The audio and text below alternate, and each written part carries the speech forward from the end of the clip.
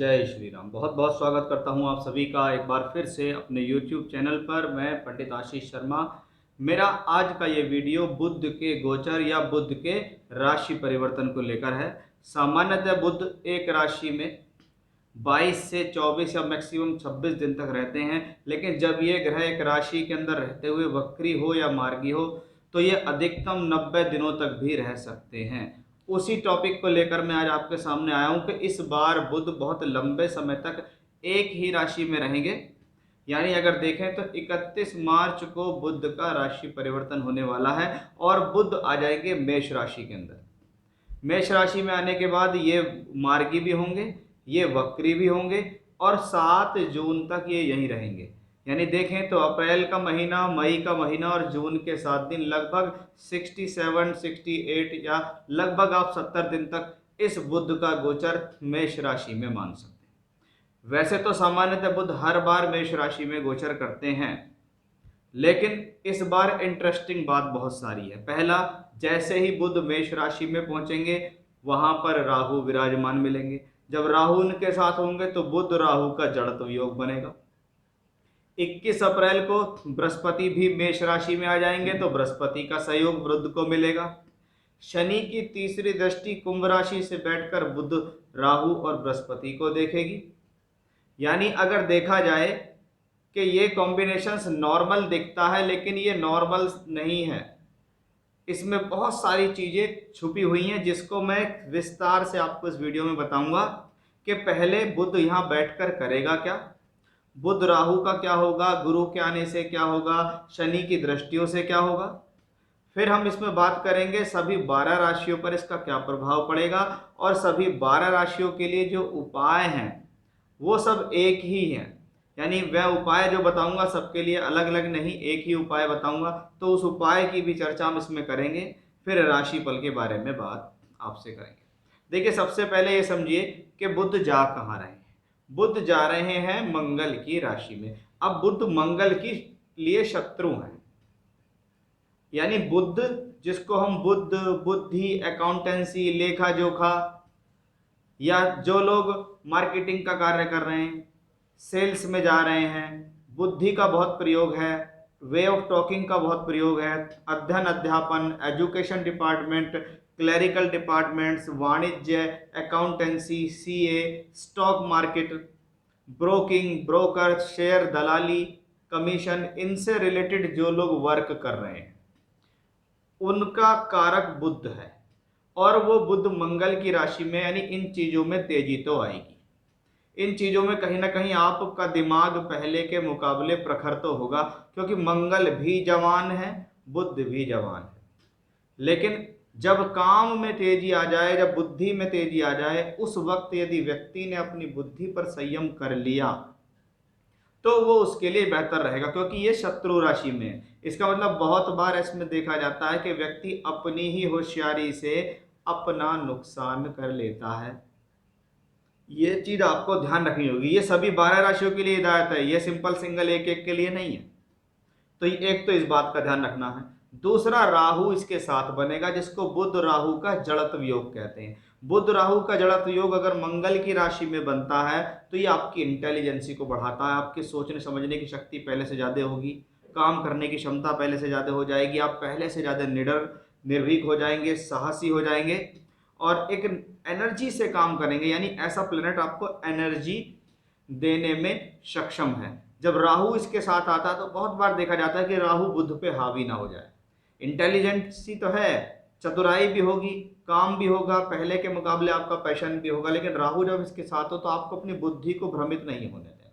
क्योंकि बुध राहु का योग कहीं ना कहीं आपको भ्रमित कर सकता है कि मैं बुद्धिमान हूं, मैं सब कुछ जानता हूं, सब कुछ जानते या सोचते समझते हुए भी मैं गलती कर गया।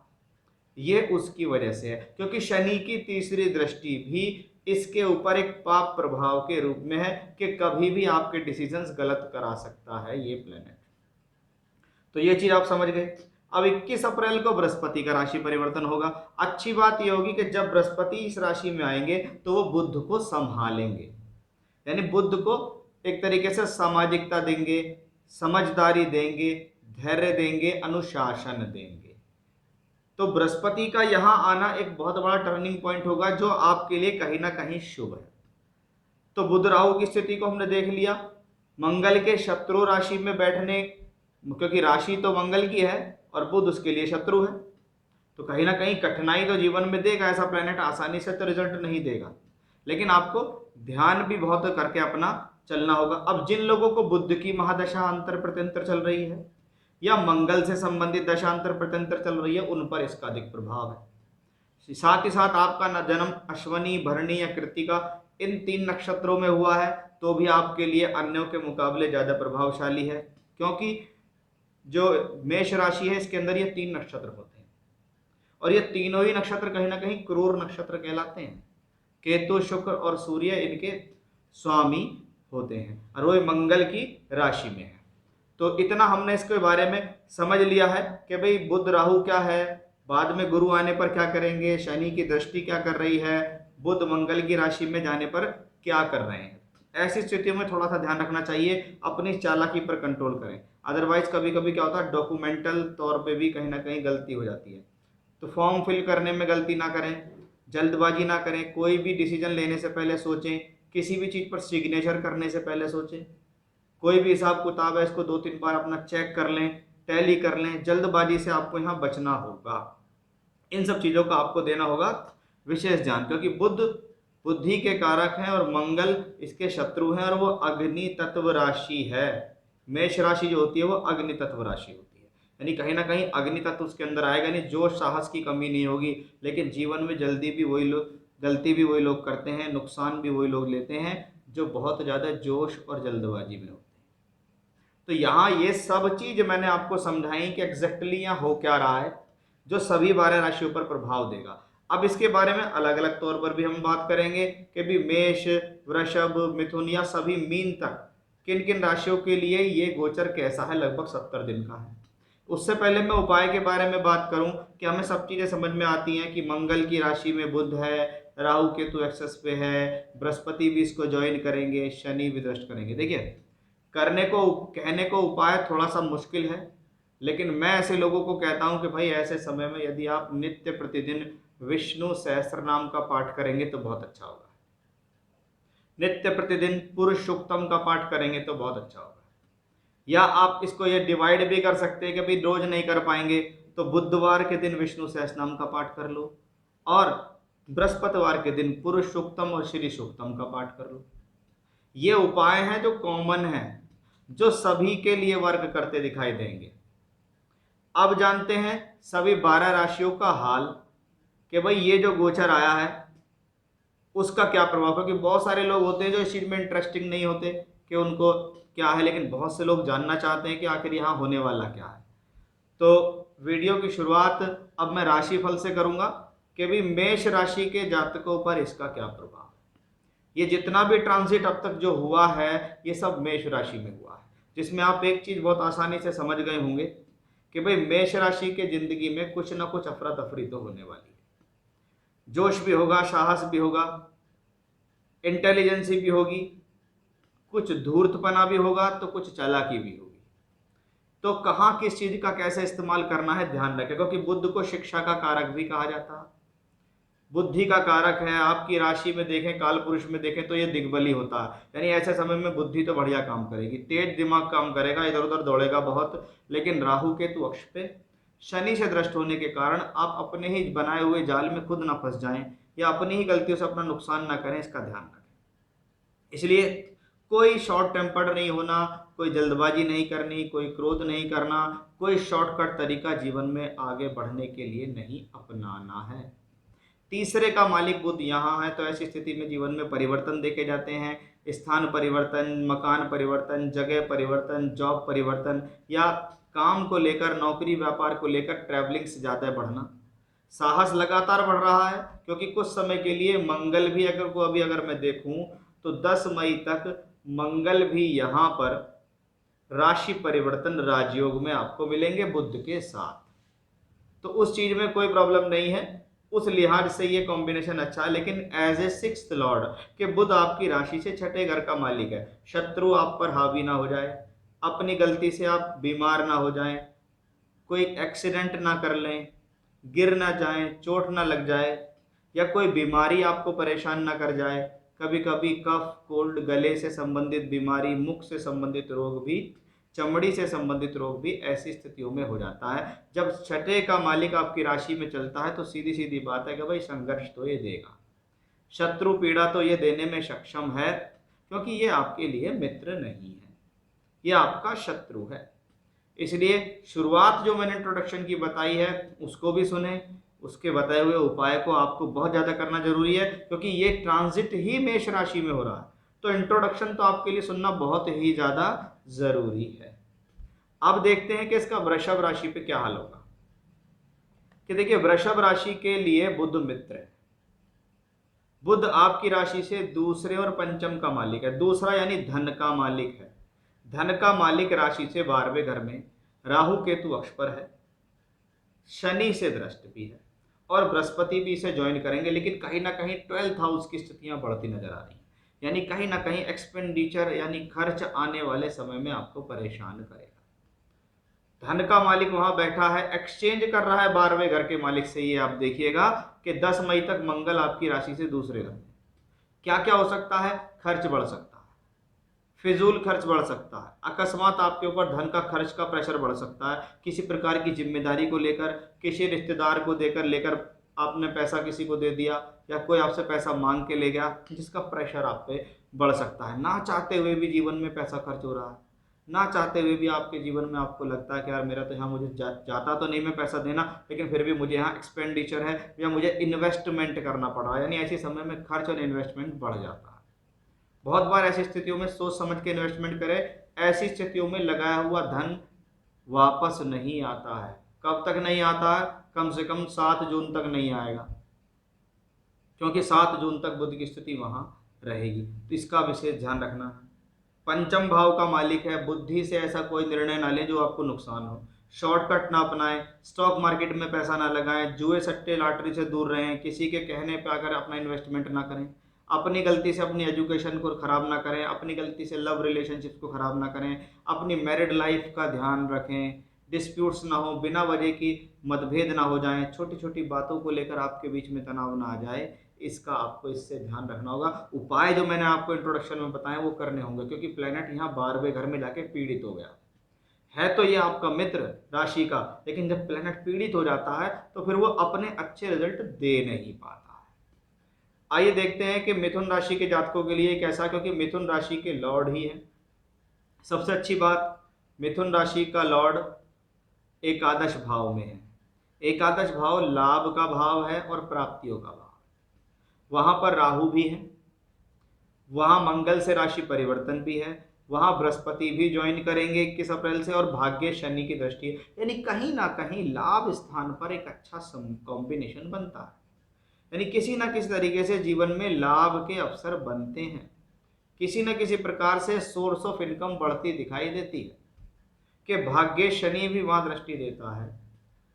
राशि का मालिक भी 12वें घर में राहु केतु एक्स पे भले ही गया हो, लेकिन मंगल से एक्सचेंज भी है, यानी धन तो किसी ना किसी माध्यम से आता है। बहुत बार शॉर्ट पीरियड में मल्टीपल सोर्स ऑफ इनकम भी देखा जाता है, एक से अधिक माध्यमों से पैसा कमाना भी ऐसी ही स्थितियों में संभव दिखाई देता है। कभी कभी कमीशनबाजी के कार्यों से भी लोग ऐसी स्थिति में पैसा कमाते हैं, क्योंकि आपकी तो राशि के मालिक बुध हैं और वो एकादश में, और बुध को कहा जाता है अकाउंटेंसी, लेखा जोखा, वाणिज्य, बोलचाल, वे ऑफ टॉकिंग से जुड़े हुए कार्य, अध्ययन अध्यापन के कार्य, टीचिंग शिक्षा के कार्य, ये सब इसी में आते हैं, क्योंकि ये सारे प्लेनेट मिलके 5th हाउस को देखते भी हैं। तो ये एजुकेशनली भी आपके लिए ठीक है। लेकिन इंट्रोडक्शन में मैंने जो आपको बातें समझाई हैं कि भाई ये सभी पे अप्लाई होती हैं, वो बातें एक बार जरूर सुन लो, और जो उपाय बताए हैं वो भी एक बार सुन लीजिए, क्योंकि आप सोचे कि आपके लिए बहुत बढ़िया बढ़िया भी है, तो मैंने उसमें वो चीज़ें भी बताई हैं जिससे आप समझ जाएंगे कि भाई इंट्रोडक्शन क्यों जरूरी है। पहले ग्रह को समझ तो लो, जब समझ लोगे तभी तो उसका रिजल्ट भी आएगा। सिर्फ रिजल्ट सुनना चाहते हो तो क्या होगा, आधी अधूरी बात आपके लिए वो रह जाएगी। आइए कर्क राशि के जातकों के लिए देखते हैं कैसा रहेगा ये। देखिए, कर्क राशि वालों, आपके लिए बुध मित्र नहीं है, अच्छे भावों के स्वामी नहीं है। अब 12वें का और तीसरे का मालिक दशम भाव में बैठा, यानी कुछ ना कुछ दशम भाव से संबंधित उथल पुथल होने वाली। बहुत बार देखा जाता है लोगों के ट्रांसफर्स ऐसे ही समय पे होते हैं। इसको कहते हैं अकस्मात ट्रांसफर या अनचाहे ट्रांसफर। चाहता नहीं था फिर भी मुझे वहां ट्रांसफर लेना पड़ा, चाहता नहीं था फिर भी मुझे वहां जाना पड़ा, मुझे वो यात्रा करनी पड़ी, मुझे वो कष्ट झेलना पड़ा। किस लिए? काम की वजह से, क्योंकि दशम भाव में है। कार्य क्षेत्र की वजह से, नौकरी की वजह से, व्यापार की वजह से अनचाही यात्रा, अनचाहा खर्च, अनचाहा प्रेशर आपके ऊपर इस दौरान दिखाई देता है, क्योंकि आप पर है शनि की ढैया। शनि भी अष्टम से बैठकर तीसरी दृष्टि से दशम भाव को देखकर लगातार चैलेंज देते हैं जीवन में। वहीं शनि की धन भाव पर दृष्टि इस बात को दर्शाती है कि भाई कहीं ना कहीं आपके जीवन में धन को लेकर भी चैलेंजेस बनेंगे। अब दशम भाव में बुध आया जो आपकी राशि के लिए शुभ नहीं है, आपकी राशि का मित्र नहीं है, यानी कम से कम 21 अप्रैल तक तो ये व्यवस्था बिगड़ी सी लग रही है। 21 अप्रैल के बाद बृहस्पति इसको ज्वाइन करेंगे, वो कुछ प्रॉब्लम्स को सॉल्व करेंगे। वो आपके धन के माध्यमों को तो बिगड़ने नहीं देंगे, इतना तो ठीक है, लेकिन भैया बुध जब राहु के साथ आ रहा है, शनि से दृष्ट हो रहा है, तो प्रॉब्लम तो देगा। क्या करेगा? कभी कभी खर्चे बढ़ा देगा, ट्रैवलिंग पर पैसा खर्च होने लगेगा, नौकरी में बाधाएं आ जाएंगी, काम में उतार चढ़ाव आ जाएगा, या कभी कभी व्यापार में छोटा मोटा नुकसान भी ऐसी स्थिति में देखा जाता है। बहुत बार लोगों को जॉब लॉस भी ऐसी स्थिति में हो जाता है कि भाई नौकरी चली गई, फिर नौकरी परिवर्तन के लिए सोच रहे हैं, ट्रांसफ़र हो जाता है, ना चाहते हुए भी दूसरे डिपार्टमेंट में आपको भेज देते हैं। तो वो सब ऐसी स्थिति में आता है क्योंकि 12वां घर लॉस का है। अब दशम का मालिक मंगल वहाँ है, एक्सचेंज करता है, तो बहुत से लोगों के लिए क्या है, उनको उनकी काम की वजह से विदेश भेज दिया, लेकिन कंपनी का काम है तो भैया करना तो पड़ेगा। विदेश चले गए, लेकिन मन क्या कहता? मन ये कहता है कि ये तो व्यर्थ की उलझन है, मुझे तो ज़बरदस्ती वहाँ जाना पड़ रहा है। मैं ये समय चाहता था कि अपने घर परिवार के लिए निकालूं या काम के लिए निकालूं, लेकिन मैं नहीं निकाल पाया। तो वो थोड़ी सी समस्या आपके लिए हो सकती है। इंट्रोडक्शन सुने और उपाय अवश्य सुने।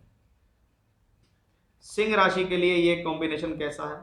सिंह राशि वालों, आपकी राशि से भाग्य स्थान में ये योग बन रहा है। आपके लिए बुध दोहरे धन योग के ग्रह हैं, क्योंकि वो दूसरे और एकादश दोनों के स्वामी हैं, बैठे हैं नवम भाव के अंदर, यानी कहीं ना कहीं धन का संबंध भाग्य से बन गया। अब भाग्य के भरोसे धन की स्थितियां ठीक हैं, चाहे वो धन को इकट्ठा करने के लिए हो, चाहे कार्य क्षेत्र में पैसा आने के लिए हो, यानी कहीं ना कहीं बुध की ये स्थिति धन के रूप में शुभ है। 9th हाउस में बनता है तो भाग्य, धर्म, यात्रा, धार्मिक यात्रा, छोटी यात्रा, बड़ी यात्रा भी ऐसी स्थिति में देखी जाती है। कभी कभी घर परिवार के अंदर मंगल कार्य होते हैं, वो भी ऐसी स्थिति में ज़्यादा था। भगवान की कृपा हो जाती है किसी चीज़ को लेकर भी, कोई चीज़ आप लंबे समय से चाह रहे हैं कि पैसा आ जाए, पैसे का फ़ायदा मिल जाए, उस लिहाज से भी ये ठीक है, क्योंकि सप्तम के मालिक शनि भी इसको दृष्टि दे रहे हैं। तो कोशिश करें घर परिवार के लोगों से आर्गुमेंट से बचें, खास तौर पे पिता पक्ष की तरफ से। अदरवाइज ये गोचर और अधिक शुभ जब हो जाएगा जब इसको बृहस्पति ज्वाइन कर लेंगे 21 अप्रैल को। पंचम के मालिक धन के कारक ग्रह, आपके लिए बेस्ट बेनिफिट ग्रह बृहस्पति, इसको ज्वाइन करेंगे, और वो ज्वाइन करने का जो समय होगा वो होगा 21 अप्रैल के बाद, यानी आपको और अधिक सपोर्ट, सहजता या एक तरीके से समझदारी देने का वाला ग्रह जो होगा वो बृहस्पति होगा, जो आपके एजुकेशन के लिए अच्छा हो जाएगा, जो आपके रिलेशनशिप्स के लिए अच्छा हो जाएगा। तो कुल मिलाकर बुध की स्थिति आपके लिए शुभ है। कन्या राशि, आपकी राशि के लॉर्ड बुध अष्टम भाव में, मैं इसको पीड़ित कहूँगा। क्यों? पहला, ये अष्टम में है, दूसरा ये राहु केतु अक्ष पर है, तीसरा ये शनि से दृष्ट भी है।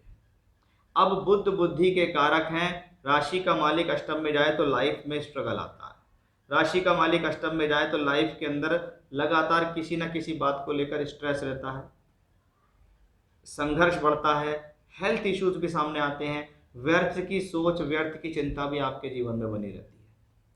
वहीं यह स्थिति स्वास्थ्य के प्रति भी आपको सचेत कर रही है।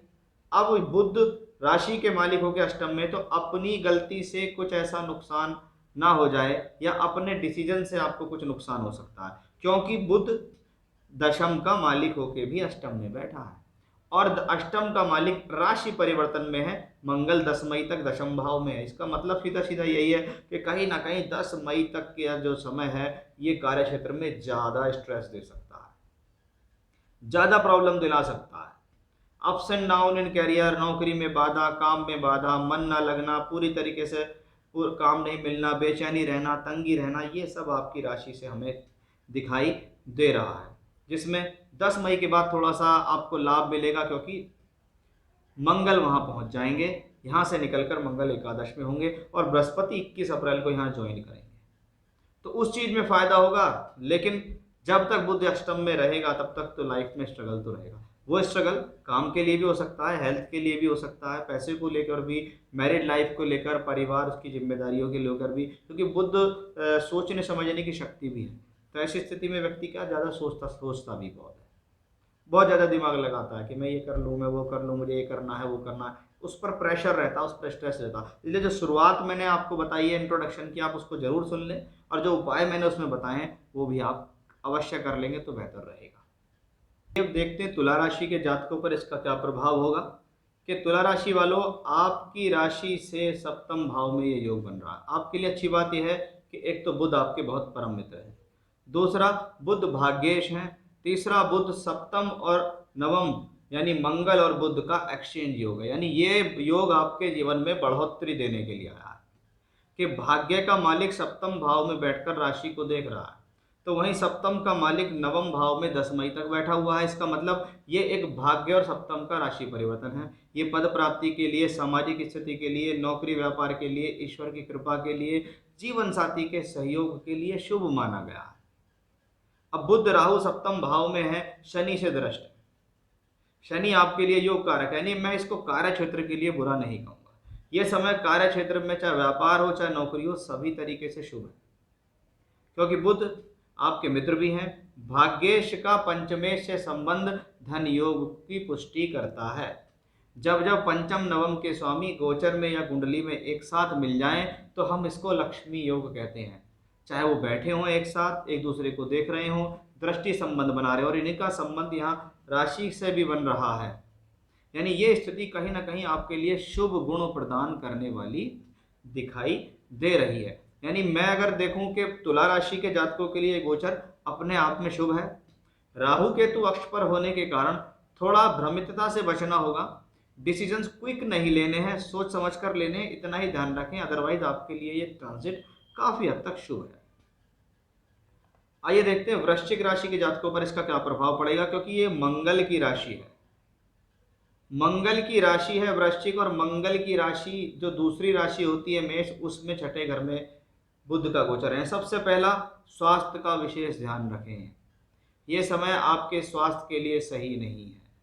ये आपको टेंशन, तनाव, सिर दर्द, सर्वाइकल, सिर से रिलेटेड कोई समस्याएं, कंधे, बाजू, इनसे संबंधित कोई अकड़न, कोई सूजन, कोई नसों से संबंधित रोग, कोई नाड़ियों से रिलेटेड रोग देने में सक्षम है। यानी पहला इंडिकेशन स्वास्थ्य का ध्यान रखें। दूसरा, दिनचर्या पर विशेष ध्यान देनी होगी, अन्यथा बहुत बार आप अपने खुद के खराब खान पान या खराब दिनचर्या की वजह से अपने स्वास्थ्य का नुकसान कर लेंगे, क्योंकि ये बुध छठे में भी है, ये बुध राहु केतु अक्ष पर भी है, और यही बुध आपका शनि से दृष्ट भी है। और 6th हाउस में इसको अच्छा नहीं माना गया, क्योंकि ये आपकी राशि के लिए मित्र नहीं है। आपकी राशि से अष्टम का मालिक भी है, लाभ का मालिक भी है, तो क्या है, अड़चने भी देगा, रुकावटें भी देगा, लाभ को थोड़ा रोक लेगा। पैसा कहीं से आना है, वो पूरा नहीं आया, अधूरा आया, आधा आया, कम आया, या फंस गया कि अभी नहीं दे रहे बाद में देंगे। चाहे वो प्रमोशंस हो, चाहे वो आपके जीवन में धन की स्थितियाँ हो। तो इंट्रोडक्शन में जो मैंने आपको चीज़ें बताई हैं वो अवश्य सुने, और जो उसमें उपाय मैंने बताए वो आपके लिए नेसेसरी हैं, करने ही पड़ेंगे अगर आप चाहते हैं इस खराब गोचर से आप बचें। धनु राशि आपकी राशि से पंचम में बन रहा है ये जो। अब पंचम स्थान कहने को तो विद्या, बुद्धि, शिक्षा, संतान, समझदारी, निर्णय का होता है। वहां पर बुध राहु के साथ आ जाएं और मंगल की राशि में हो तो क्या कहेंगे, आपका दिमाग पहले से ज़्यादा तेज चलना शुरू हो जाएगा। आप पहले से ज़्यादा सोचना शुरू कर देंगे, पहले से ज़्यादा आपके दिमाग में आइडियाज़ यानी विचार आने शुरू हो जाएंगे। लेकिन जब वो राहु केतु अक्ष पे हो मंगल की राशि में शनि से दृष्ट हो तो कहते हैं अत्यधिक विचारधारा या अत्यधिक सोच या जरूरत से ज़्यादा अपने आप को शार्प माइंड बनाना भी गलत है। अदरवाइज व्यक्ति अपनी ही गलती से नुकसान करता है। जैसे शिक्षा के क्षेत्र में ओवर कॉन्फिडेंस का शिकार जो लोग होते हैं वो ऐसे ही कॉम्बिनेशन से होते हैं। कहा जाता है कि जब बुध पंचम भाव में गोचर करे तो अपनी बुद्धि पर विराम लगा लो, क्योंकि बुध आपको बिना विराम लगाने के बाद भी सोचने पे मजबूर कर देगा। और जब वो राहु केतु अक्ष पे आ जाता है तो ये बार बार इंडिकेशन देता है कि ऐसा ना हो कुछ गलती हो जाए, शॉर्टकट के चक्कर में गलती हो जाए, लालच में ना आ जाए, स्वार्थी ना हो जाए, घमंडी ना हो जाए, अपनी वजह से अपनी एजुकेशन को खराब ना कर लें। वो सब कुछ यहीं से आता है, क्योंकि ये मंगल की मेष राशि में है, इसलिए इसके ये फल हैं। जरूरी नहीं कि हर बार बुध पंचम में आके राहु के साथ होगा तो प्रॉब्लम देगा। इस चीज का थोड़ा सा विशेष ध्यान देना होगा। 10 मई तक पंचम और सप्तम के मालिक का राशि परिवर्तन भी है मंगल का बुध से। तो क्या है, अपनी गलतियों से आप अपनी लव रिलेशनशिप्स और अपनी मैरिड लाइफ दोनों को खराब ना कर लें। कोई ऐसा निर्णय ना हो जाए जो जीवन साथी को बुरा लग जाए या साथ में जो उसके साथ आपके रिलेशन है उसको बुरा ना लग जाए, इसका ध्यान रखें। यानी पंचम भाव निर्णय ठीक रखें, जल्दबाजी से बचें, क्रोध से बचें और अपनी एजुकेशन को ठीक प्रकार इस दौरान चलाएं। जो इंट्रोडक्शन में आपको बातें बताई हैं उनको सुन लीजिए अगर आपने नहीं सुना है, और उपाय भी इसमें मैंने आपको बताए। मकर राशि के जातकों, आपके लिए बुध कहने को मित्र है, लेकिन बुध आपके लिए छठे और नवम दोनों के मालिक है। यानी वो छठे का भी रिजल्ट देगा, वो नौवे का भी रिजल्ट देगा। अगर भाग्य की बात करें तो भाग्य के हिसाब से ये स्थिति ठीक है, किसी न किसी प्रकार से साधन बने रहेंगे। धन का स्वामी शनि भी इसको देख रहा है, यानी धन के आगमन बने रहेंगे। छठे का मालिक होकर वहां है तो क्या है, आपके परिवार में कुछ कलह का माहौल उत्पन्न हो सकता है। आपकी वजह से हो सकता है, आपकी गलतियों की वजह से हो सकता है, आपकी बुद्धि आपकी बोलचाल की तरीका खराब हो जाए, आप खराब रवैया अपना लें, उन चीज़ों को लेकर भी ऐसी स्थितियों में प्रॉब्लम हो जाती है। तो बहुत बार ऐसा देखा जाता है जीवन में कि भाई ये जो कॉम्बिनेशन है, जहाँ एक तरफ जीवन में पैसा आ रहा है, काम चल रहा है, किसी न किसी साधन से आप अपने जीवन में धन के आगमन बनाते हैं, तो वहीं मन में अशांति लगातार है, मन शांत नहीं है, मन विचलित है। कभी परिवार को लेकर, कभी परिवार के लोगों के साथ संबंधों को लेकर, जीवन साथी के संबंधों को लेकर, माता के स्वास्थ्य को लेकर, या बहुत बार मन में बात होती है कि परिवार जुड़ा हुआ रहे, परिवार टूटे नहीं, परिवार के अंदर समस्या ना आए। तो उस चीज़ का थोड़ा सा फोर्थ हाउस का यहाँ ध्यान देना होगा। ड्राइविंग करने में ध्यान रखें, किसी प्रकार का वाहन चलाने में भी आपको सावधानी बरतने की जरूरत है।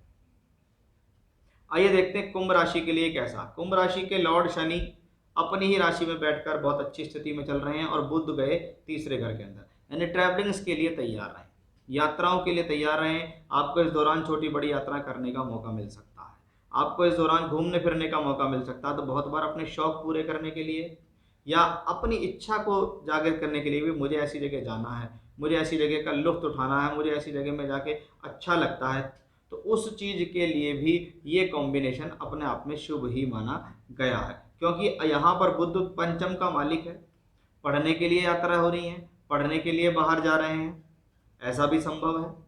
कभी कभी पढ़ाई से संबंधित स्थितियों को प्राप्त करने के लिए किसी प्रकार की ऑनलाइन कोचिंग लेना या ऑनलाइन कोर्स को ज्वाइन करना भी ऐसी स्थितियों में देखा जाता है। अदरवाइज शनि की दृष्टि आपके लिए शुभ है।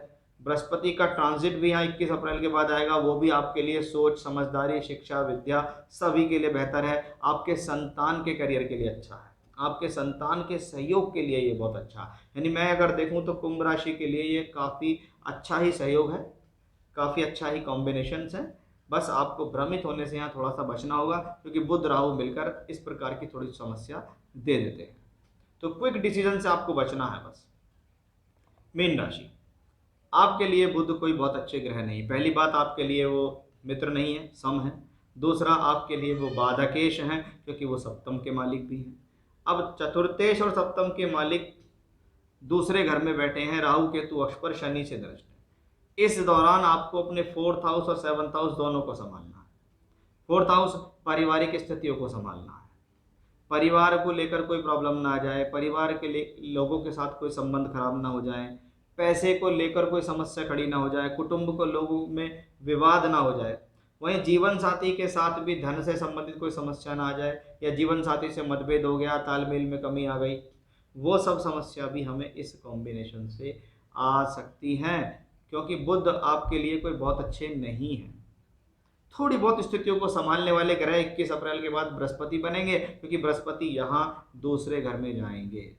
लेकिन इस बात का आपको विशेष ध्यान रखना होगा, जब कोई ग्रह आपके लिए सम हो, आपका मित्र ना हो, अच्छी जगह स्थिति में ना हो, राहु केतु अक्ष पे हो, शनि से दृष्ट हो, तो जिस भाव में वो बैठता है उस भाव से संबंधित तंगी ज़्यादा देता है। जैसे धन में बैठा है, धन की तंगी, कुटुंब में देता है, परिवार के लोगों के साथ तंगी, या उनके साथ अनबन, या उनके साथ तालमेल बहुत अच्छा नहीं बन रहा है, उसका ध्यान रखें। अब मैंने खास तौर पे आपका सेकंड हाउस में है, तो फाइनेंस रिलेटेड अगर आप कोई काम कर रहे हैं तो आपके लिए ठीक नहीं है, सावधानी बरतें, नुकसान हो सकता है। इंट्रोडक्शन में मैंने बहुत सारी चीज़ें आपको बताई हैं, आप उसको एक बार अवश्य सुन लें, और वहाँ उपाय जो मैंने आपको बताए वो आपके लिए तो करने बहुत ही ज़रूरी है, अन्यथा आप इस गोचर में प्रॉब्लम में फंस सकते हैं। ये था मेरा आज का विषय कि बुध का गोचर इस बार जो काफ़ी लंबे समय तक रहने वाला है, ये कैसा रहेगा आपकी राशि के लिए। फिर से इसी प्रकार की जानकारी लेकर आपके सामने हाजिर होऊंगा, तब तक के लिए बने रहिएगा मेरे साथ। जय श्री राम।